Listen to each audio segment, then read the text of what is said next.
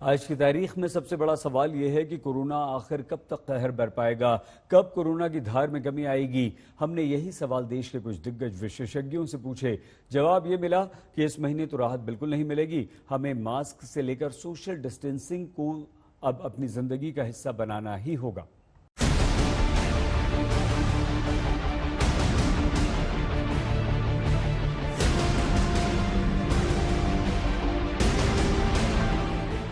भारत में कोरोना के मामले 2 लाख का डराने वाला आंकड़ा पार कर गए हैं।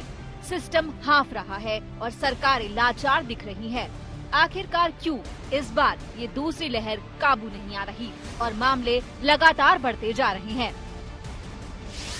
आखिरकार कब काबू आएगा कोरोना? कोरोना का ग्राफ कब नीचे आएगा? कोरोना की धार और मार कब काबू आएगी?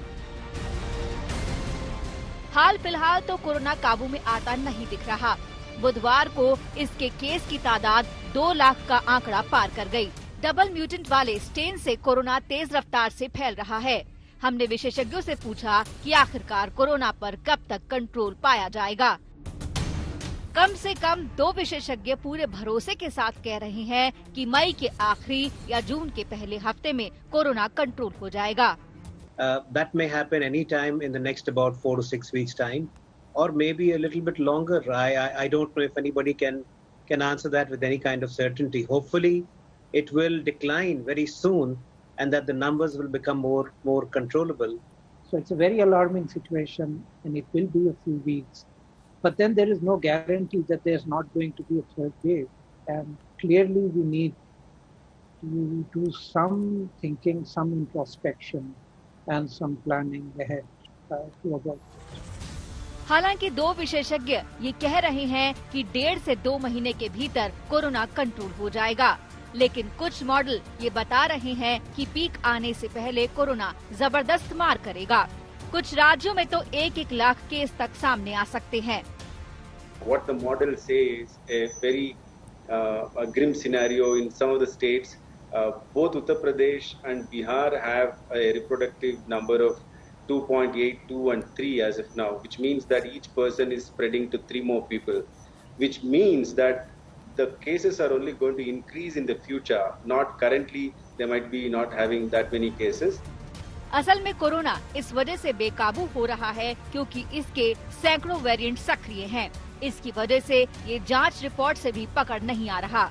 आप चौंक जाएंगे, लेकिन हकीकत ये है कि 5000 से ज्यादा वेरिएंट सक्रिय हैं। The virus has mutated. India started with 1 or 2 variants when we started sequencing early in the month of January.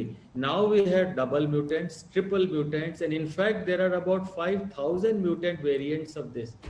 Corona काबू कैसे आएगा, इस पर हमने एक्सपर्ट से पूछा। राय ये उभरी कि फिलहाल हमें जिंदगी का अंदाजा बदलना होगा। मास्क से नाता मजबूत करना पड़ेगा, सोशल डिस्टेंसिंग का भी पालन करना होगा, साफ सफाई का ज्यादा ध्यान रखना होगा। लॉकडाउन भी तभी फायदेमंद होगा जब जिंदगी के तौर तरीके बदलेंगे।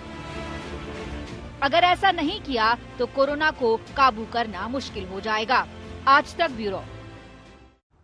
मध्य प्रदेश में कोरोना से निपटने के इंतजाम करीब धराशायी होते दिख रहे हैं। स्थिति ऐसी है कि गंभीर मरीजों की जान बचाने के लिए ऑक्सीजन भी कम पड़ रही है।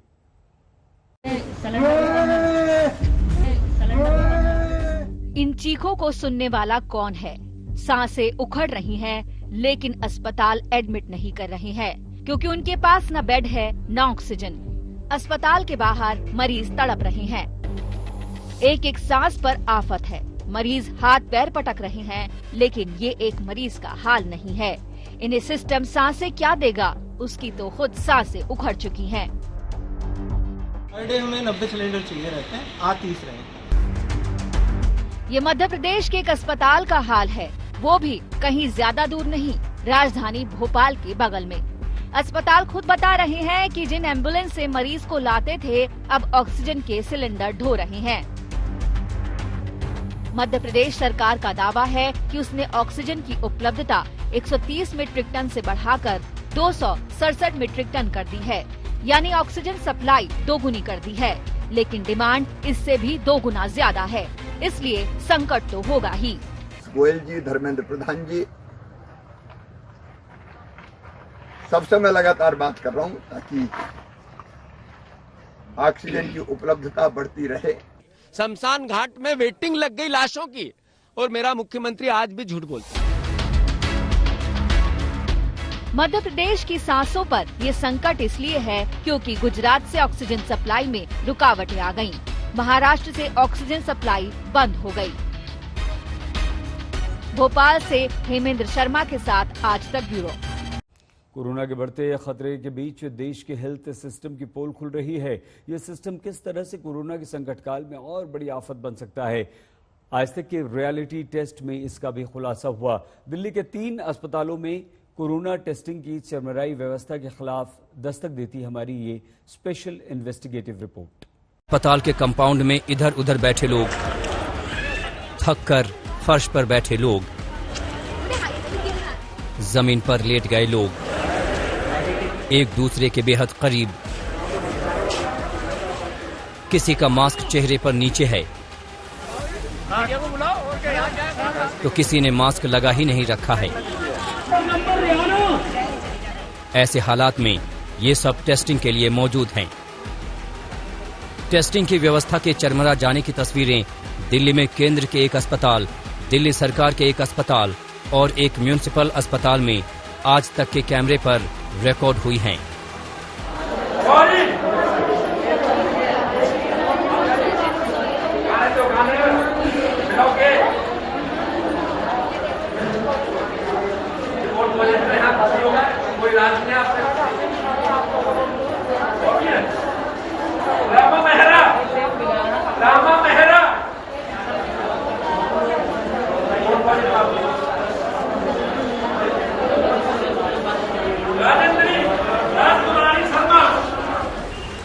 ये दिल्ली के डॉक्टर हेडगेवार अस्पताल का मेन लॉबी है।